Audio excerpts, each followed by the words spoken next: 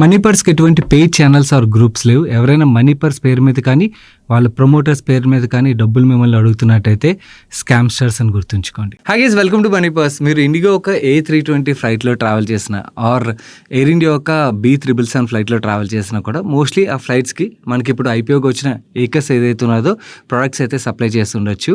వీళ్ళకి air bus, Boeing మాత్రమే కాకుండా ఇంకా చాలామంది క్లయింట్స్ ఉన్నారు. అలాగే వీడియోలో మాట్లాడుకుందాం. అండ్ మనందరికీ తెలుసు ఏవియేషన్ సెగ్మెంట్లో చాలా మంచి గ్రోత్ ఉంటుందని ఆల్రెడీ 2-3 మంత్స్ నుంచి మాట్లాడుకున్నాం. అండ్ బాగా ట్రెండ్లో ఉన్న థీమ్ కదా.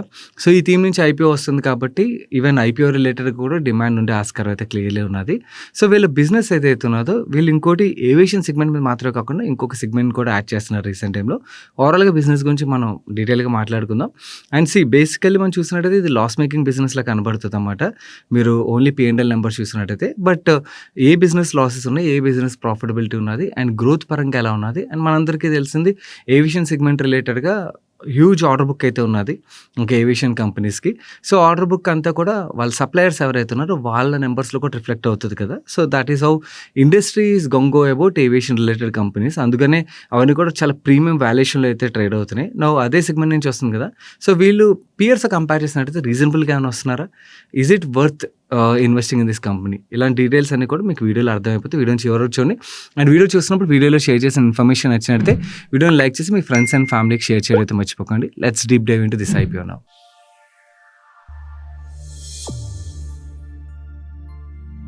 ఏకస్ లిమిటెడ్ గురించి మాట్లాడుకుంటే ఇయర్ 2000 ఈ కంపెనీని అయితే స్టార్ట్ చేశారు. And most of the aviation related companies అన్ని కూడా బెంగళూరు హెడ్ క్వార్టర్డే ఉంటాయి కదా. ఇది కూడా బెంగళూరు బేస్డ్ కంపెనీ అనమాట. వీళ్ళకి 2 సెగ్మెంట్స్ ఉన్నాయి. ఒకటి ఏవియేషన్ సెగ్మెంట్, ఇంకోటి కన్స్యూమర్ సెగ్మెంట్. 2 సెగ్మెంట్స్ ఉన్నా కూడా majority of the revenue 88% revenues aviation segment నుంచే వస్తాయి. మిగిలిన 11% రెవెన్యూ వీళ్ళు కన్స్యూమర్ సెగ్మెంట్ నుంచి అయితే వస్తుంది. అండ్ ఏవియేషన్ సెగ్మెంట్ మనందరికీ తెలుసు ఎంట్రీ బ్యారియర్ చాలా హై ఉంటుంది. ఎవరు పడితే వాళ్ళు ఆ బిజినెస్లోకి ఎంటర్ అవ్వలేరు. And high precision engineering requirement ఉంటుంది. ఏవియేషన్ సెగ్మెంట్ విషయంకి వచ్చేసరికి వీళ్ళు సప్లై చేసే products cargo and interior systems and structures and assembly related products ఏవైతే ఉన్నాయి ఈ ప్రొడక్ట్స్ అన్నిటిని కూడా వీళ్ళు మ్యానుఫ్యాక్చర్ చేసి వీళ్ళ క్లయింట్స్కి అయితే సప్లై చేస్తారు. కమింగ్ టు వీళ్ళ కన్స్యూమర్ డివిజన్ విషయంకి వచ్చేసరికి cookware and small home appliances products ఏవైతే ఉన్నాయి వీటిని వీళ్ళు మ్యానుఫ్యాక్చర్ చేసి సప్లై చేస్తారు. అండ్ ఆల్సో మనకు తెలుసు టాయ్ సెగ్మెంట్ రిలేటెడ్గా ఇండియాలో చాలా మంచి గ్రోత్ కనబడుతుంది అని చెప్పి వీళ్ళు టాయ్స్ కూడా మ్యానుఫ్యాక్చర్ చేసి సప్లై చేస్తారు. ఇక్కడ మీకు స్క్రీన్ మీద చూపిస్తున్నాను చూడండి. ఈ టాయ్స్ని అయితే వీళ్ళు మ్యానుఫ్యాక్చర్ చేసి సప్లై చేస్తున్నారు. అండ్ ఇది మాత్రమే కాకుండా కన్స్యూమర్ ఎలక్ట్రానిక్ డివైసెస్ ఏవైతే ఉన్నాయో వాటికి కాంపోనెంట్స్ ఎస్పెషల్లీ ప్రెసిషన్ ఇంజనీరింగ్ రిలేటెడ్గా ప్రొడక్ట్ ఏవైతే అసెంబ్లీ కాదు ప్రొడక్ట్ మ్యానుఫ్యాక్చరింగ్ రిలేటెడ్గా ఫోకస్ అయితే పెడతామని చెప్తున్నారన్నమాట. మనకి పోర్టబుల్ ల్యాప్టాప్స్ అవ్వచ్చు, స్మార్ట్ డివైసెస్ అవ్వచ్చు, వాటిలో యూజ్ చేసే ప్రొడక్ట్స్ని వీళ్ళు మ్యానుఫ్యాక్చర్ చేసి సప్లై చేస్తూ ఉన్నారు. And management one of the interview చూశాను. వాళ్ళు ఏం చెప్తున్నారంటే బేసికలీ మనకు తెలుసు డిక్సన్ అవ్వచ్చు, అంబర్ అవ్వచ్చు, వీళ్ళు చూసినట్టయితే వీళ్ళు కాంట్రాక్ట్ మ్యానుఫ్యాక్చర్స్ కదా. వాళ్ళు అసెంబ్లీ చేసి ప్రొడక్ట్స్ సప్లై చేస్తారు. నార్మల్ అసెంబ్లర్స్ దగ్గర మార్జిన్ అనేది చాలా తక్కువ ఉంటుంది. వెరస్ మేము అసెంబ్లర్స్ కాదు, మేము ప్రోడక్ట్ని తయారు చేసి సప్లై చేస్తాం. సో మా మార్జిన్స్ ఏవైతే ఉన్నాయో ఏవియేషన్ సెగ్మెంట్లో ఏదైతే మార్జిన్ ఉన్నదో సిమిలర్ మార్జిన్ ఈ కన్స్యూమర్ డివిజన్ ఏదైతే ఉన్నదో ఇక్కడ కూడా మెయింటైన్ చేస్తామని అయితే మేనేజ్మెంట్ చెప్తున్నారు. కరెంట్లీ వీళ్ళకి 3 కాంటినెంట్స్ 5 మ్యానుఫ్యాక్చరింగ్ ఫెసిలిటీస్ అయితే ఉన్నాయి. ఎక్కడెక్కడ ఉన్నాయి, ఎంత ఫెసిలిటీస్ ఉన్నాయి అనేది మీరు ఇక్కడ స్క్రీన్ మీద చూడొచ్చు. అండ్ వీళ్ళ క్లయింట్స్ విషయంకి వచ్చేసరికి Airbus, Boeing and also రీసెంట్గా హైదరాబాద్లోని ప్లాంట్ ఓపెన్ చేసిన సాఫ్రాన్ ఉన్నది కదా. Safran is also their client. Honeywell, Bombardier, Collins, Spirit ఇలాంటి వేరియస్ జైంట్ ఏవియేషన్ కంపెనీస్ ఏవైతున్నాయో వాళ్ళందరికీ వీళ్ళు సప్లై చేస్తున్నట్టుగా చెప్తున్నారు. అండ్ వీళ్ళతో లాంగ్ టర్మ్ రిలేషన్, యాక్చువల్ చాలా లాంగ్ స్టాండింగ్ రిలేషన్ వీళ్ళు మెయింటైన్ చేస్తున్నట్టుగా చెప్తున్నారు. ఎయిర్ బస్తో 15 years, సాఫ్రాన్తో 9 years అండ్ బోయింగ్తో 9 years. ఇలా వీళ్ళ క్లయింట్స్ వీళ్ళకి వెరీ లాంగ్ టర్మ్ రిలేషన్, ఇప్పుడు బిల్డ్ అయిన రిలేషన్ కాదు, ఇది చాలా సంవత్సరాల నుంచి వీళ్ళకి సప్లై చేస్తున్నట్టు చెప్తున్నారు. అండ్ వీళ్ళ P&L నెంబర్స్ మనం చూసామనుకోండి, మనకి యాక్చువల్లీ ఇది ప్యాట్ పరంగా లాసెస్ అయితే కనపడతాయి.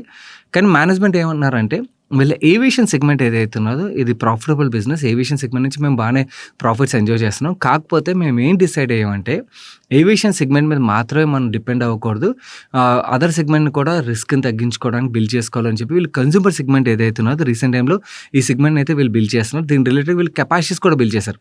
కరెంట్లీ కెపాసిటీ యూటిలైజేషన్ పెద్దగా అవ్వట్లేదు, రీసెంట్గా స్టార్ట్ అయిన ఫెసిలిటీస్ ఇవి కాబట్టి దానివల్ల అక్కడ లాసెస్ వస్తున్నాయి. ఆ లాసెస్ వల్ల ఓవరాల్గా మాకు ప్యాట్ నెంబర్లో లాస్ కనబడుతుంది. కానీ ఆ ఏవియేషన్ సెగ్మెంట్ ఏదైతే ఉన్నదో ఇది ప్రాఫిటబుల్ బిజినెసే.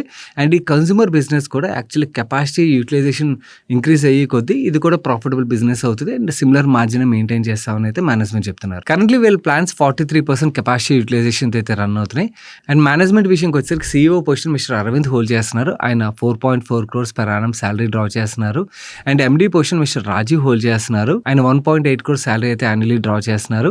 And CFO position mister Dinesh hold చేస్తున్నారు. ఆయన 1.2 crores శాలరీ అయితే యాన్యువల్లీ డ్రా చేస్తున్నారు. మిగిలిన టాప్ మేనేజ్మెంట్ ఒక పేర్లు మీరు ఇక్కడ స్క్రీన్ మీద చూడొచ్చు.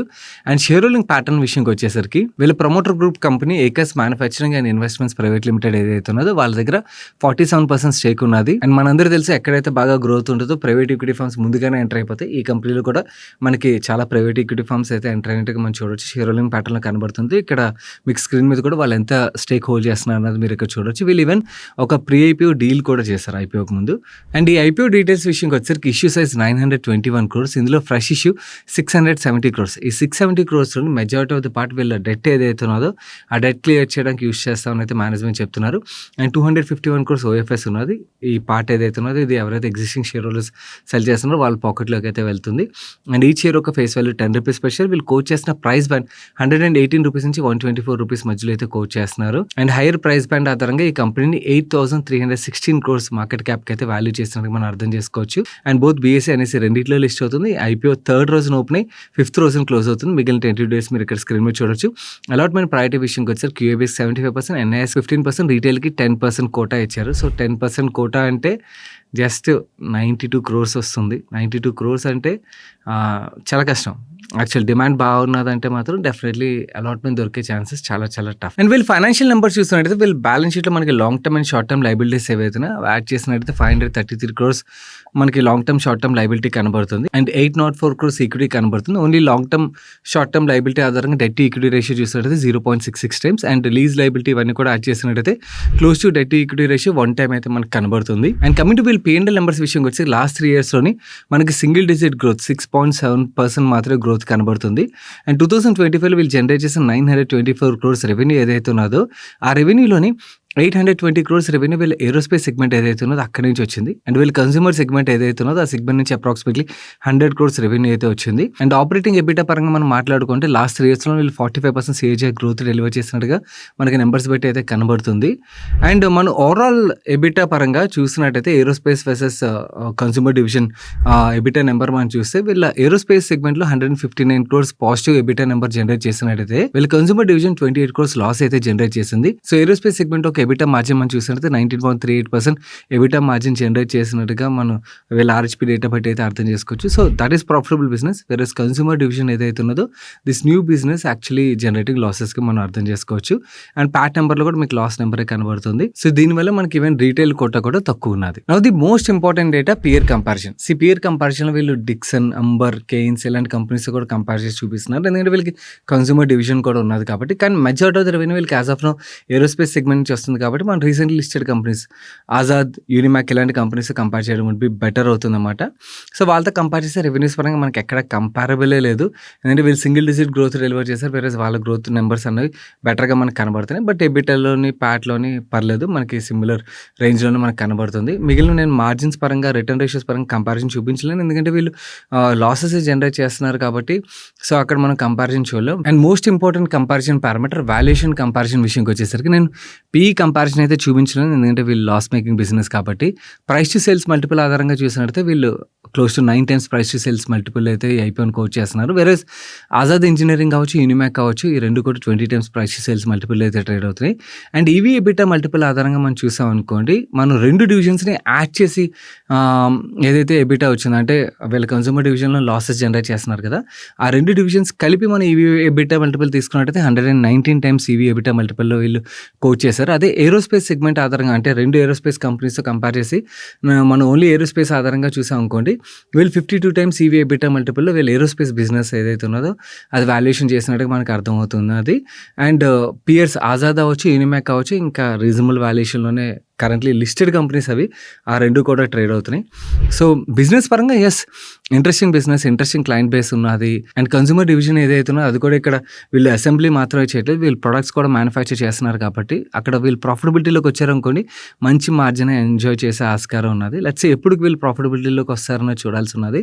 యాజ్ ఆఫ్ నువ్వు చూసినట్టయితే మాత్రం వీళ్ళ పియర్స్ కంపేర్ చేసినట్టయితే వీళ్ళు ఎట్ పార్ వాల్యుయేషన్‌లోనే మనకి ఐపీఓని కోట్ చేస్తున్నట్టుగా మనం అర్థం చేసుకోవచ్చు.